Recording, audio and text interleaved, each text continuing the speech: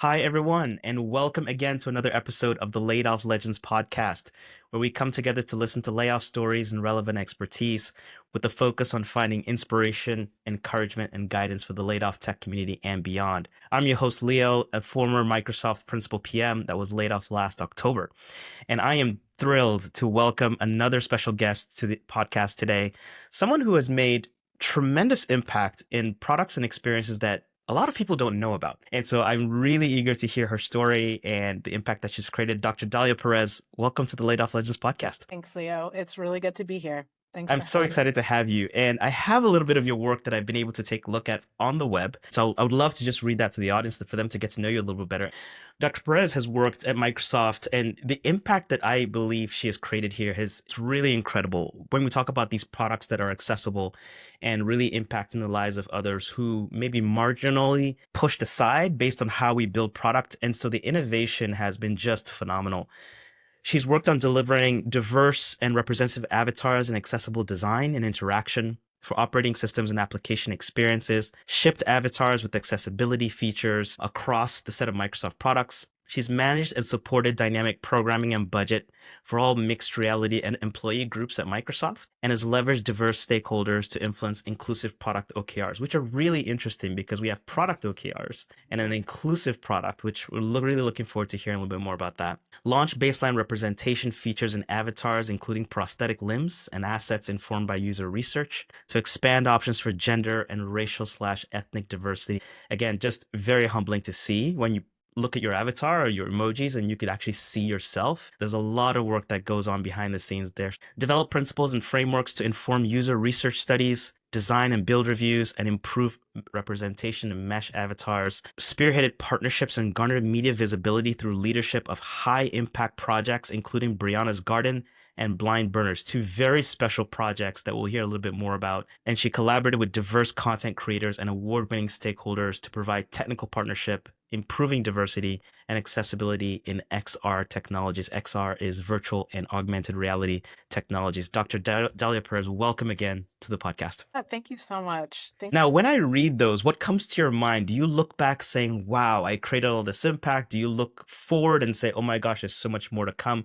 When you hear what you've done, I mean, how do you process that? Yeah, thanks. It was cool to have you reflect back some of that work. As somebody who was also laid off recently in October from Microsoft, really doing that deep soul searching reflection on what has my career been and what am I taking away from it? And kind of looking at my layoff as sort of like a graduation. Like, what can I be proud of? What have I accomplished? And where do I go from here with that? How do I integrate that into my next chapter? I came into product management from people work. I was reporting to chief of staff, doing strategy and operations. My entryway into Microsoft was doing diversity, equity, and inclusion work in business and for the team.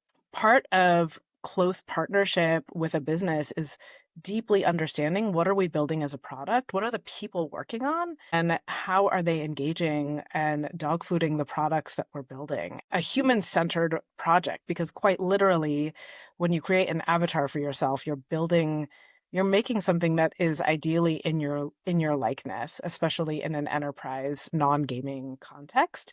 You want to create an avatar that looks like yourself. And when members of our own business, from engineering to design to research, were saying there's not enough assets that actually reflect me.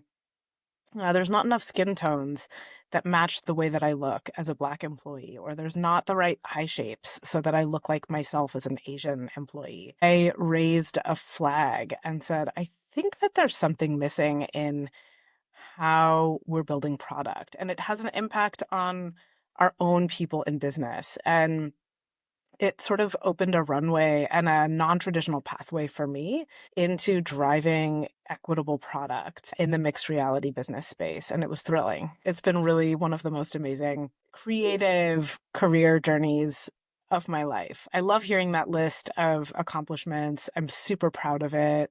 And I'm really curious where will I go next with that? And as we embark on the emerging technology of the day and AI, how do we think about equitable, responsible, representative technology that serves a global, diverse world? Your journey is so inspiring. One of the things I like about what you were working on is that it was so behind the scenes, and a lot of folks don't appreciate the work and the research it takes to build a product that is global, that is that needs to be accessible to all. The more equitable and the more representative these products are, the more the successful they can be.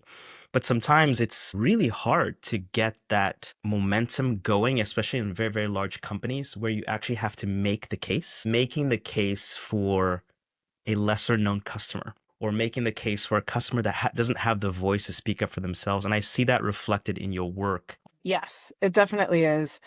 One of the things that I had in my favor in getting traction for this work is that, especially in the accessibility space, there's regulatory compliance. So there's actually really clear expectations on what different kinds of software, what features and benchmarks they need to make to be accessible to people who are blind and low vision, deaf and hard of hearing. And part of the challenge of meeting those regulatory compliance bars in a new emerging form of technology in XR was that there is a lack of descriptiveness around how do you do something like captions, which we all understand as this like rolling bar of text in our 2D, um, context. And how do you apply captions to a space where some people may be speaking simultaneously and when people are closer or farther away? And so the spatial audio has nuance between the different speakers. And how do you have captions that make sense and aren't a jumble of text if there's multiple people in a room talking at the same time? So these are kind of some of the design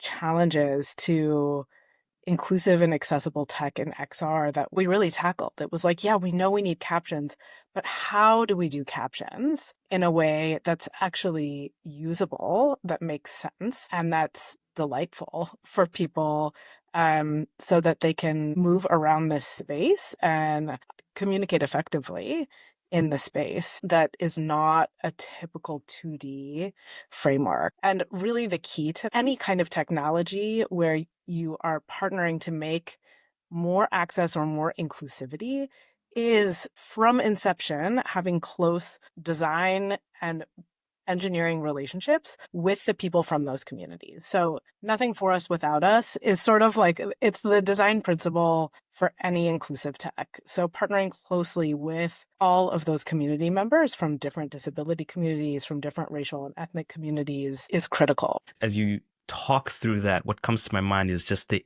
absolute sheer complexity of this all. It's not just people in the same room. This is remote time zones, quality of microphones, internet connections, and how do you bring equity into that overall experience so those folks that are not in the room are just as represented. I love the way you put it, the design principle that undergirds everything that you all were working on. The amount of work that goes into this is really, really not seen. So hopefully during the course of this conversation, you could share a little bit more about the projects like Brianna's Garden that really created such an impact in the community. Let's go back a little bit to your time at Microsoft. And even before we talk about the layoff, would love to just talk about the culture of on your team. Mm. Were you all remote in the same, were you in the same location? What were some of the dynamics at that time? Because the work that you were doing and the team that was working on this was actually quite large, if I remember correctly. I'm Mhm. curious if you could walk us through some of the team and culture dynamics that you had before you all received the news. The team and the culture went through so many different evolutions, in part because there was so many reorgs and changes in the mixed reality space. When I started on the team in 2020 it was on fire. It was like it was COVID, it was George Floyd and Breonna Taylor had just been killed. Tech companies were hiring people to lead DEI efforts in their businesses. There was this excitement around the demand for having companies making sort of public declarations around equity, around justice, around human rights, and espousing an ethos of justice. And Microsoft did it, Meta did it, all the big players came out, and a lot of us were hired in 2020 to come in and do diversity, equity, and inclusion work in a time where there was really a need to figure out how do we create a bridge in the private industry to make avenues to talk about it, to make change and move the needle from hiring to representation across the different levels to representation across the different disciplines, create a culture where people actually feel like they can bring their whole selves into a room. And I think COVID and remote work and being on a team, at the time it was 3,000 plus people. Folks were distributed all over the world. We had a team in Lagos, Nigeria, Dublin, Ireland, Cambridge. I mean, people were really distributed globally. So figuring out how do we create inclusiveness globally and create ways where, meetings are recorded, where async participation is normalized, where we are conscientious when we need to have decision making and stakeholders all together to choose time zones that are friendly to people. I think there was a lot of excitement around creating best practices and visibility. And then there was how do we return to a hybrid work environment, ask people in the room to keep their cameras on so that you can still get this sense of togetherness on the call. And by nature of what we were building, which was a way for people to connect in the metaverse in their workplaces. I think during these times there was a lot of need. There was whole festivals and events that were hosted in Altspace VR, which was rest in peace. Altspace was like a social VR platform that Microsoft bought right before I joined the team. Burning Man was hosted in Altspace Wow. during COVID, and big conferences and events were happening in VR, which created a new paradigm for people that was like, okay, you're in Lagos, Nigeria, but in this world, we're right next to each other, sitting by a fire, roasting marshmallows. This sense of proximity and closeness that VR and AR can create for people is part of the magic of that technology, and I think created new ideas and possibilities of what does it mean to meet together when we're a global company and in a distributed world. So there was a culture of excitement, and there was also fractures and silos in the team, I think, because of that distributed workplace that we were trying to figure out. But from platform to hardware to applications, people were working disjointedly and there was frustration. There was, efforts put into one direction and then quick pivots. That led to people feeling burnt out, people feeling disoriented. So many reorgs where people felt like exhaustion, I think, of restarting and reconnecting with new managers, with new teams, with new leaderships, with new OKRs. I think that by the time I left, I think Microsoft was all in mixed reality technology, and then there were shifts in the priorities. AI, there was a return to physical space and less of a need to be in a VR space. The shift in what business priorities are were real. And so even though there was still passion and engagement from people on the team, the lack of leadership investment, the lack of understanding, where's the North Star vision for this technology, I think is still a question mark. Is it way off in the future and we're still doing the bare minimum to figure this out? Or are there other players that are going to pick this up and go hard? I think there's still unknown questions across the industry as to where are we going with AR and VR, and lots of waves of layoffs. I think by the time mine came, I think you and I share the same layoff anniversary date, but I think that this was like 4 or 5 waves of layoffs in. So I had seen team members go, and that really impacted morale. That impacted my morale. Losing really close comrades and colleagues in the work, and feeling a lack of trust and security. One of the things that a lot of folks share was the chaos. It was so much so the work that you all were doing because you're really working on a 0 to 1 product.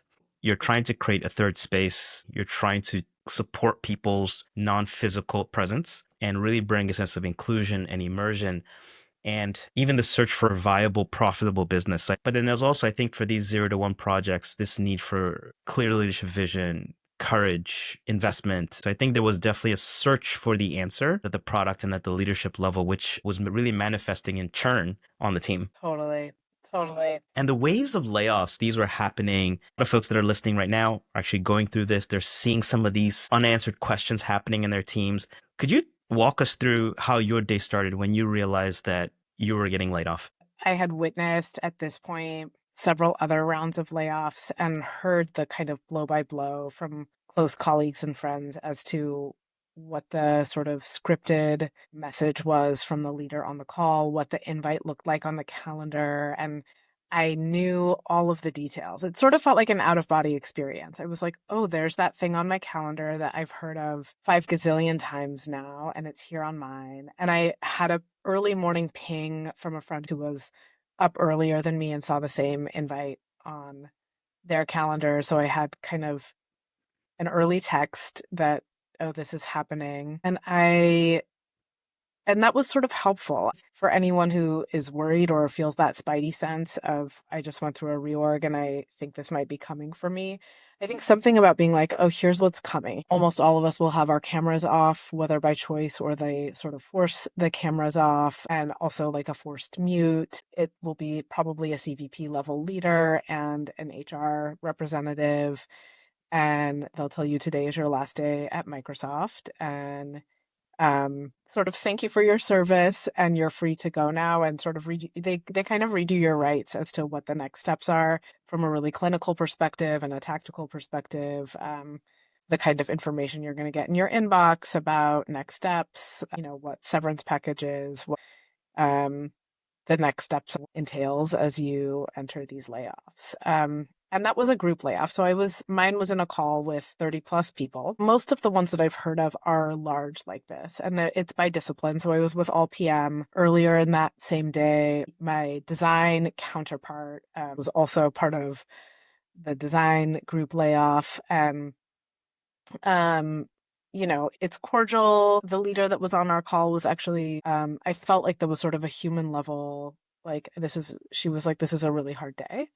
And she was like, I invite people to reach out to me personally if you want to talk. I mean, there was some that the off script little pieces meant a lot to me. And I think in some ways I got the sense that the layoffs come from way up above. My manager had no idea it was coming. It's sort of like at the end of the day, we are lines on a spreadsheet. And it's in some ways I appreciated that it wasn't personal. I was like, wow, I poured myself into this work. I put my heart into it. I got promotions. I got rewards. I felt like I was continuing to grow on this upward trajectory. How could I have been chosen to be laid off? But I'm like, well, it was my whole team, and it was multiple teams, and we were part of the business that was like, when you're in that 0 to 1, what is product market fit? The priority is not necessarily making it accessible and inclusive. It's like, is this actually even going to survive or have a market and make any profit, period? And so I could understand that decision had to be made, as hard as it was, from someone at the top figuring out a tightened budget. Having a shared experience. Did that make it easier or was it Definitely. harder? I think it made it easier for my ego that it felt sort of depersonalized. It also was hard on my ego in this way of like, gosh, I'm just a number. I'm just a line on a spreadsheet. But I got to look around at the names and the people who I was with, and I was like, these are people who I hugely respect, who I've worked closely with, who are so talented, and I felt in good company. We started a Slack channel.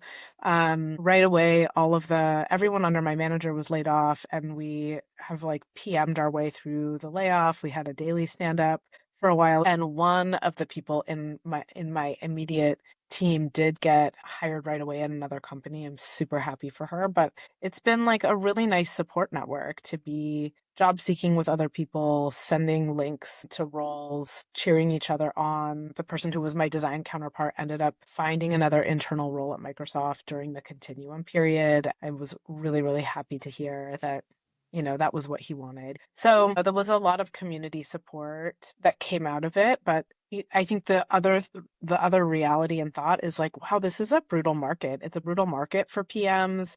And at that senior band, I'm like, my gosh, I'm out here with some of the most talented people I've been working with.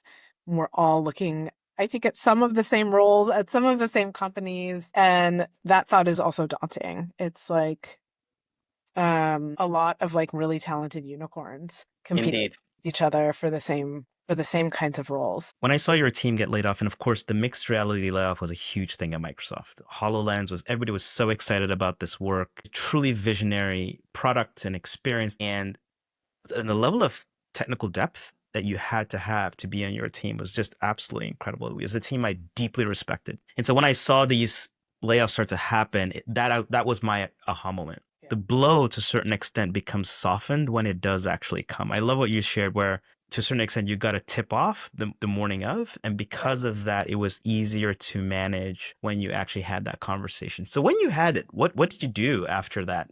It was a kind of a frenzy of we were all calling each other. And I was also texting my family and my husband, my friends. In some ways, I felt like on this adrenaline high of like, holy shit.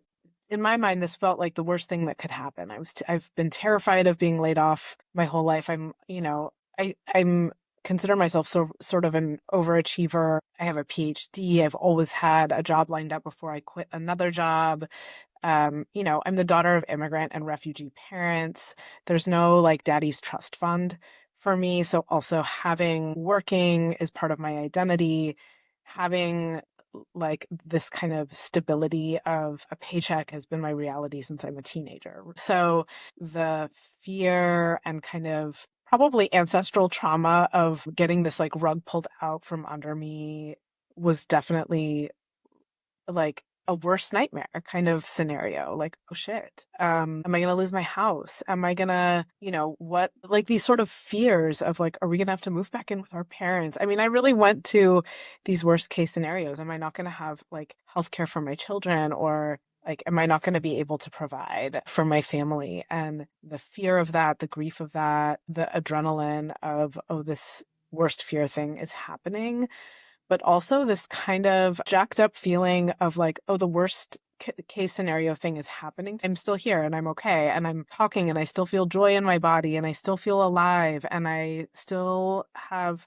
synapses firing and ideas and creativity flowing through me. And I have this sense of okayness while I'm in the midst of something that feels like a huge life setback and a crisis was sort of an existential, interesting emotional feeling. One of my best friends called me and she was like, "Girl, you got the layoff glow. Like, what's going on? You look great today." I'm like, "I don't know what's going on. Like, I'm terrified. I feel traumatized. And I'm like alive. I'm still here." And there was something that felt like a spiritual resilience. I feel like I was dodging layoffs for years at Microsoft. And I'm like, okay, I don't have to dodge anymore. This thing, I'm living it. It's happening to me. And it also feels like part of life. Like life is full of ups and downs. And I think we live in this like American culture where like Disneyland sun shines all the time and we want to just always be on the up and up and up and up.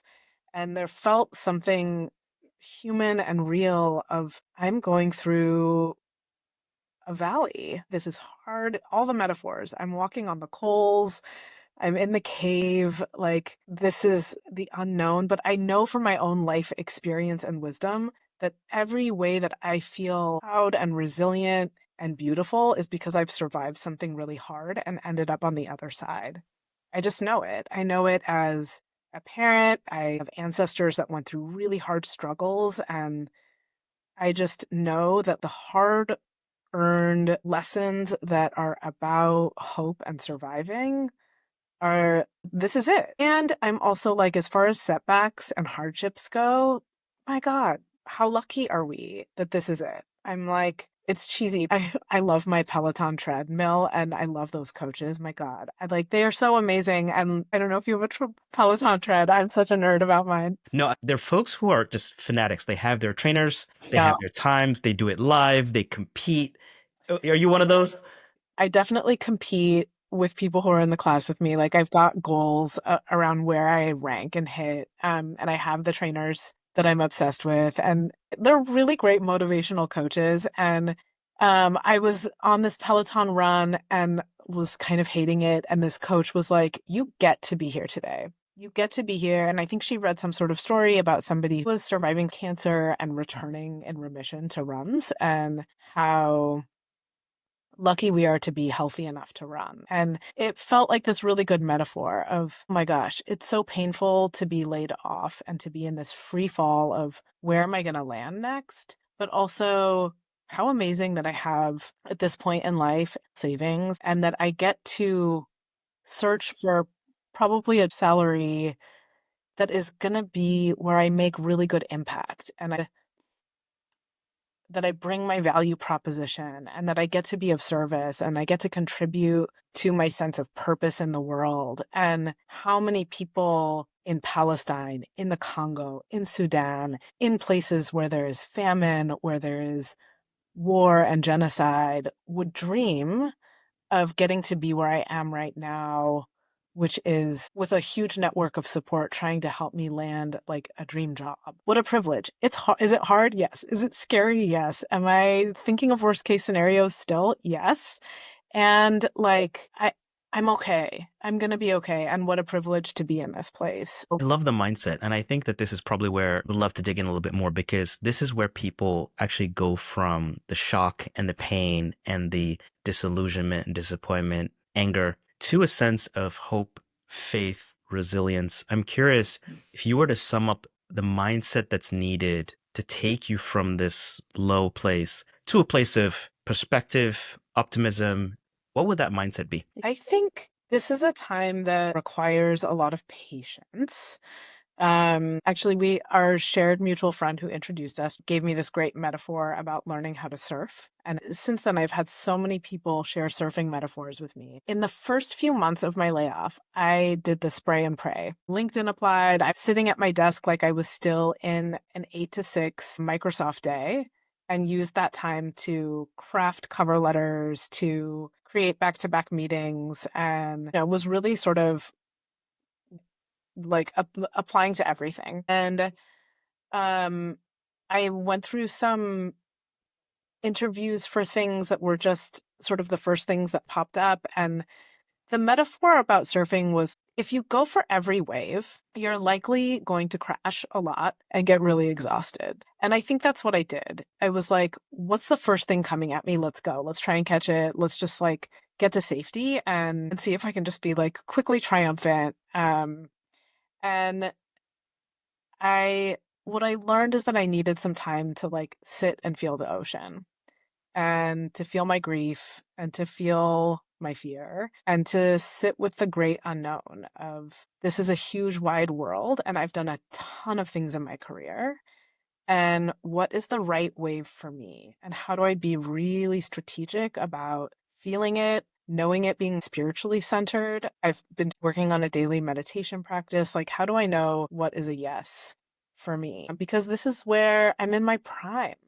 I'm a person with a PhD. I'm deep in my career. I'm going to put really good life source energy into whatever my next workplace is. And so may it be right for them and right for me. And I've got to be in right relationship with myself to know when I want to hustle for that wave, and hustle hard and put a lot of energy. Not that it's a guarantee that I'm going to ride it. I might crash again and it might be really heartbreaking, but it's better than sort of thrashing around and going for anything coming my way indiscriminately. I love the sense of Yeah. purposeful intentionality and taking the time to understand your voice first before becoming every other echo. This is who I am. This is what I'm looking for. These are my unique capabilities. Before we move on from this experience, one of the things I'm hearing consistently from others as well is they have this moment of self-doubt. And one of the things that's really helped is that they've had to go back and build their own ESPN highlight reel. And you hear from your circle and you hear from your friends. And that also begins a mindset. You talked about emotional resilience. Curious if you had that experience. Yeah, definitely. I think it would be inhuman to not feel a sense of doubt, a sense of a blow to the confidence of I wasn't chosen, or wondering like, does being part of a layoff sort of put a scarlet letter on me of I'm marked as not qualified, not worthy, not good enough? Is this going to sort of scar my career going forward? I think those are really natural feelings. And getting rejections from the spray and pray approach of applying to 20 jobs in a day where I may not have any network. Getting a lot of no's and also making it through like full loops that I poured myself into and getting no's. Like these things are hard. There's been days of sadness, of depression, of doubt, of am I good enough? Am I worthy? And so I love that metaphor of it creating an ESPN highlight reel. I think the antidote is to and it takes a lot of emotional labor, but to stay out of the dark and twisties and to grab onto the light and to remember, to feel pride, to remember accomplishments, to remember that I'm a badass and that I'm awesome and that I have incredible things to offer. And I did have a friend who is a coach reached out and she was like, I saw your post about being laid off. I want to offer you this coaching session that's called I think it's called this essence exercise that as you go through this period of unknown, let's remind you what your essence is. So I did this exercise with her and she gave me 3 days and had me reach out to 10 people in my life and ask them 2 questions. What shows up when I do? And what qualities do I bring when I enter a room? And my gosh, it was so I encourage everyone to do it. It was such a beautiful thing. I mean, I got to talk with a former coworker, a few members of my family, my teenage son. Oof. It was, even though he starts his sentences with bro, all right? Like it was super, super sweet to hear. I had never asked people in my life that question of like, what are qualities that you see me bring into a room? And I transcribed notes from them. And then what this coach did is she took all the notes from these 10 different people and she looked for the themes across and collated them into these 5 words or phrases. And I've got it up on my screensaver. I've got it up on my wall right now. And it's been a really cool thing to glance at every day and remember who I am, what are qualities I bring to a room, and to stay anchored. I love even the tactical things you're doing, putting this thing on your mirror and you're seeing it every day. Reminding yourself that this is who you are and this is what you're capable of and this is what you've achieved is such a powerful way of anchoring. There's always something about running towards versus running away and letting the tomorrow be greater than the yesterday. There's a quote I really love. It says, when the student is ready, the teacher will appear. Mm. And I think that having this coach just emerge and give you this lifeline that we're sharing with hundreds of people right now, that is an incredible opportunity for folks to take that exercise and actually do that and remind themselves of the power they bring, unbeknownst to them. They may just show up, but they're bringing life to others in the circle. Yes. Yes. I love that. Yeah, I'm happy to share the name of this coach with you. As we're getting towards the end of this conversation, you got to tell us about Brianna's Garden. You got to tell us about Yes. that. And then, of course, we'll put this information in the show notes so that folks can see some of the magic that you and the team created. Yeah, thanks for asking. Brianna's Garden is one of the projects that I am the most proud to have been able to support and champion in my time at Microsoft. It's an augmented reality app where an artistically rendered version of Breonna Taylor comes up from wherever you place your anchor in the earth or on the floor of your living room. And Microsoft Mixed Reality team was able to offer technical and fiscal support for members of Brianna's family, particularly in the app, her sister appearing in a garden with Brianna and sharing memories of their childhood, memories of their life growing up in Louisville, Kentucky, things that she misses about her sister. Many people don't know that Janiyah Palmer, Brianna's younger sister, lived with her. She had a younger sister that wasn't home at the time, that lost her home with her sister, lost her sister. And project was so meaningful for Janiyah and for the family. And it was such an incredible time to sort of opened this question of how can this technology be used not just for productivity in meetings, but how can it be used as a place of storytelling, as a place of creation, as a place of memory building, as a place to plant flowers. We literally created a garden where people could share stories that appear as you touch flowers in the garden. You can hear memories of other people sharing their love of Breonna, their other loved ones that they've lost. And it's a place of peace, a place of hope, and this place of solace for the family. Actually, last week I listened to this interview on the Trevor Noah podcast with Dr. Ruha Benjamin, who's a professor at Princeton, and she was a moderator when Brianna's Garden went to South by Southwest a few years ago. And it was just really cool to hear her speak the other day on, I recommend this podcast. It's called RIP DEI. And she also talks about her continued participation in XR technology and storytelling. And she's part of supporting a project called the Phoenix of Gaza, which is showing people in Palestine, showing before and after images in VR of what Gaza was like before and after this most recent brutal assault. I just love that this technology has been used as a vehicle for telling stories that are not often told, and the power of empathy to be in this first person experience and to feel and see and hear and touch aspects of these stories that end up becoming ours at this kind of cellular level when we're that close to it. I think that project changed me for life. I was exposed to this through our mutual friend, and the opportunity was just seeing how powerful storytelling can be when it's accentuated with the right technologies. We're not done with AR and VR just yet. I think that there is a human computer medium that we need to bridge.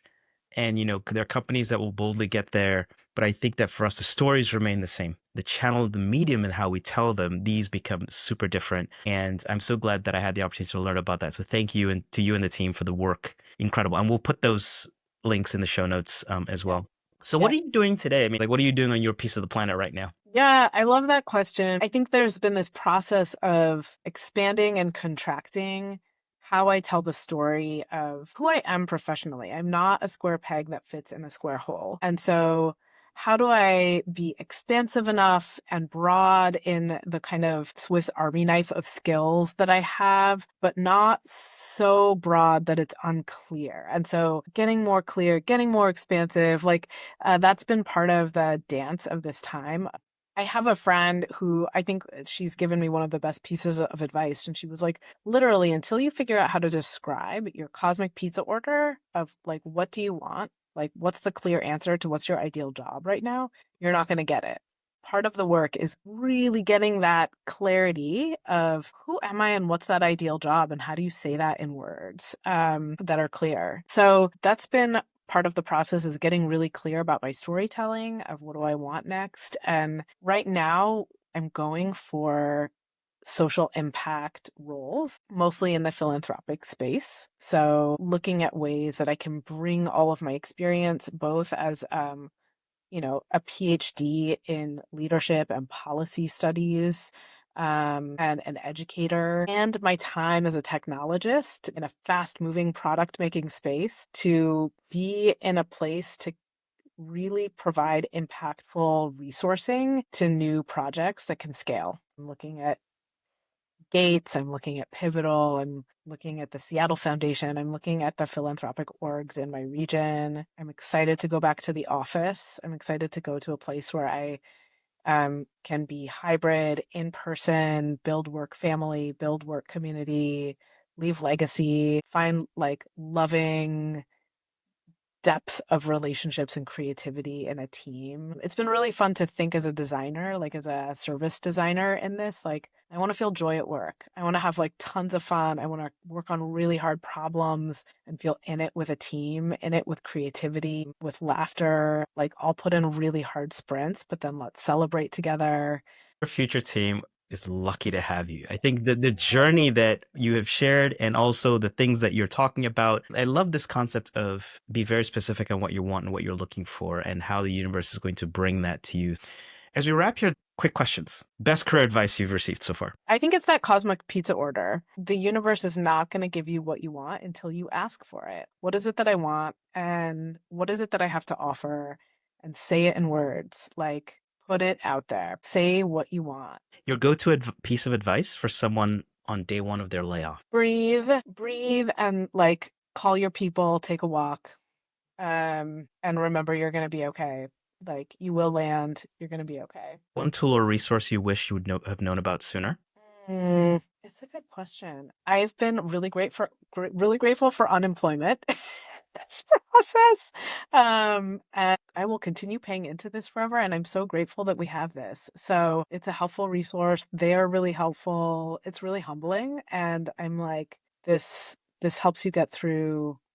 This is a resource that, God willing, the current powers of our country continue to protect and support. What are you working on that folks can support? What's your passion right now? What are you into? And what can we point people to that you would like them to know? There's so many things as far as causes and ways to pour yourself into community when we're in this time of unemployment and have maybe a little bit more, like, the gift that we have right now is time. I'm particularly passionate about supporting liberation for the people of Palestine, and so I've plugged into a lot of different community organizing for that. Currently supporting a social justice book drive. There's like some really great children's books around Palestine and Palestinian children. So finding resources to talk to my own family and kids, and supporting people talking at that level to children around this cause, I think is really important. This is a multi-generational topic that probably I hope is resolved in our lifetime, but I think will involve the next generation to lift us up. So I'm plugging into sort of family resourcing around that. I think the other piece of advice I have is I've stepped away from sitting in front of my computer all day, and I've started saying yes to some more consulting and kind of side gig projects that have put me in community and working on projects while I'm still looking for the next full-time thing. I'm going to be an adjunct faculty in spring quarter and teaching a class that is really exciting. And I've said yes to a professional development fellowship opportunity for Jews of color, and that feels really exciting. I'm going to level my tools as a consultant in culturally relevant evaluation. And these are sort of side gigs that are taking time away from like a full-time job search, but what they feel like is actual strategies to get closer to professional community building, and a really fun way to spend my days reading, thinking, being in the intellectual community, teaching, contributing while I'm still laid off and while I'm still looking for that full-time home and kind of love match. I've also made the joke that LinkedIn feels like my Tinder right now. I'm like, is this swipe left? Um, who is my love match? So yeah, like gig it, get into the gigs, say yes to, yeah, the health Say club yes. on the street asked if I want to teach a weekly Saturday dance fitness class. I'm like, let's say yes to that. Hopefully my next job appears in the same way. Like, we want you. We know you've got these skills. We know you drop it on the dance floor. Come lead our primetime Saturday morning dance fitness class. Hell yes. Say yes. Like, get out of the computer, get out of the house, and I feel closer than I have been to my next job because I'm doing these other things that fill me with hope and energy. Well said. Well said. Say yes. Dr. Perez, thank you. What a conversation. I'm so grateful for the opportunity to have met you and for us to have this conversation. Folks, thank you so much for the time. This has been another great conversation. The goal here is how do we tell these stories and how do we inspire and encourage others to lean in to many a times what could be something that could be devastating, but ultimately this is something that could be a slingshot to a great new beginning. And hopefully these conversations can help with that. So thank you so much, everybody. We will put all the resources that Dr. Perez mentioned in the show notes, and we look forward to seeing you again on another episode of the Laid Off Legends podcast. Thanks, everybody, and we will talk to you soon.